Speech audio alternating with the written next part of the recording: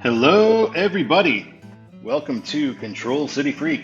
My name is Todd, and I am a Control City Freak. We are talking about interstate highways and the cities that they are signed for. And today we are going to talk about Interstate 20, specifically Westbound 20. If you didn't catch it, we do have a video for Eastbound 20, so I'll put the link for that right here. Let's take a look at westbound I-20. I-20, as we remember, goes from South Carolina to the middle of nowhere in West Texas. This is our map for it. Here's where westbound 20 starts. This is actually on northbound I-95. Northbound I-95, we see 20 West Columbia, meaning, of course, Columbia, South Carolina, as this is Florence, South Carolina, or thereabouts. Interestingly, on southbound 95, we get 20 East Florence, 1/2 mile, West Columbia exit here. But that East Florence, that's not I-20, that is Business 20. So it should be the green shield there. I-20 ends at I-95, so there is no further eastbound 20 at this point. The next sign does make the correction though. So we get 20 West Columbia. Up until recently, the largest city in South Carolina, so it makes sense as a control city. We see Columbia, 76, Bishopville, 24. No other cities signed at this point. The outskirts of Columbia, or I guess the suburbs of Columbia, we meet I-77. And 20 is still signed west for Columbia at this point. So 77 traffic gets on 20 west for Columbia. So this is actually on I-26. Where we see the sign for 20 West Augusta, 20 East Florence. Here in Augusta, we do get that 20 West Atlanta. Within Atlanta, we now get 20 West Birmingham. Perfect choice here. 20, I would say the least interesting of the XO routes. I-10, 30 doesn't count because it's too short, but I-10, I-40, I-70, I-80, I-90, all of them have a lot of different terrain that they go through, a lot of different environments, and also all go through downtowns of some pretty big cities. I-20 just misses downtown Atlanta. If you are on I-20 going from end to end, this is about the biggest urban cityscape that you'll see in the entire route. And like I say, you're just a couple miles south of downtown Atlanta, not actually there like you would be on 75, 85. Of course, you do get a pretty cool interchange, 75, 85, and 20, just south of downtown Atlanta. Continuing into Birmingham, 20 and 59 meet and have a long concurrency from here.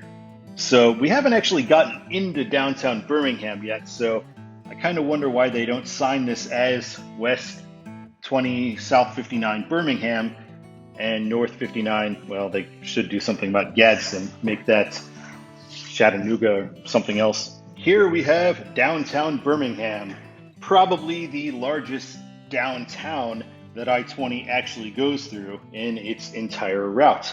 Later on in Birmingham, 20 and 59 are still signed for Tuscaloosa. That's a better choice going this way. 20 and 59 both go there. There's no particularly major cities on the horizon here. Tuscaloosa is only 50 miles away or so. It is a large city for Alabama, and it is the home of the university. In Tuscaloosa, 20 and 59 are signed for Meridian. I really didn't like this on eastbound 20, but on westbound 20, I'm okay with it because it's where 20 and 59 will split. So instead of giving dual control cities for 20 and 59, we've got Meridian that both of them will go to. Here is where 59 and 20 split. We now have 20 West Jackson, which is definitely the choice there, capital of Mississippi, and we're in Mississippi already. Here in Jackson, these signs I don't care much for at all. So South 55, West 20, South Jackson, and North 55, North Jackson, and Grenada. Why? Why is it signed this way? South Jackson, North Jackson. 55 actually goes to downtown Jackson, so why not replace that North Jackson with downtown Jackson and replace Grenada with Memphis? It would be a much better sign. South Jackson is fine for 55 and 20 if you're going to have downtown Jackson for 55 north. Here is where 55 and 20 split, just a couple miles down the road in the south side of Jackson. 20 is now West Vicksburg. I didn't like it in eastbound, and I don't really care for it too much now. Although this time around it does make a little more sense because there's not as big of a draw coming up. Shreveport is still a ways away. But in Vicksburg, where we meet 61 for Natchez, annoyingly, it is now 20 West Monroe, which, as I said, was the 8th biggest city in Louisiana, something like 50,000 people. Really not control city worthy, especially with Shreveport not too much farther down the road. In Monroe, I could not find an I-20 pull-through sign simply because there's not enough big interchanges in Monroe, because it's not that big of a city, which makes sense. Nothing against the good people of Monroe, just shouldn't be a control city. So 20 West Shreveport. In Shreveport, 20 now gets 20 West Dallas. So no surprise that it's just 20 Dallas and not 20 Dallas and Fort Worth, because you get to Dallas first, and Dallas is the bigger city. Although, of course, I-20 goes through neither of them. At 635 in the Metroplex, 20 switches from Dallas to Fort Worth, because it's assumed that you're going to be taking 635 to Dallas, although there is no Dallas sign on there. But just a little bit down the road, we'll see 175 West Dallas. So it's signed for Dallas, and 20 keeps that Fort Worth for the rest of the Metroplex. So we see just south of Arlington, the exit for the airport, which is quite a ways away from here, 20 West Fort Worth still. 287 and 820, they are assigned for downtown Fort Worth. So for the first time, I-20 will do something different than it did eastbound. Now it's going to have Abilene as a primary control city. It was never really too primary going eastbound.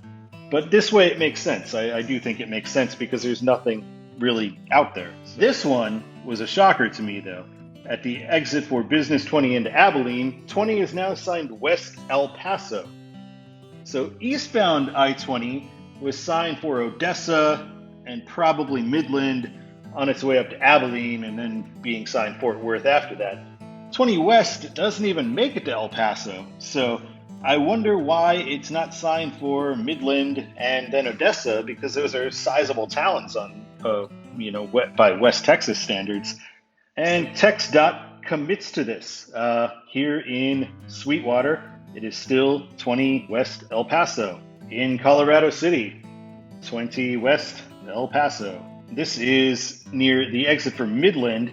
They don't even give us a 20. We just get a West El Paso. So here in West Texas, we're getting the second kind of landscape you see on I-20. Kind of desolate, sort of desert, some plains, that kind of thing, not a lot of trees.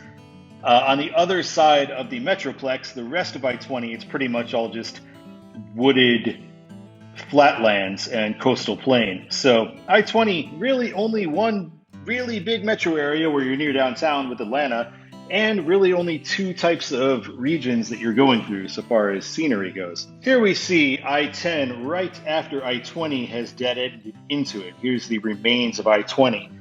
And we have a unique interchange here.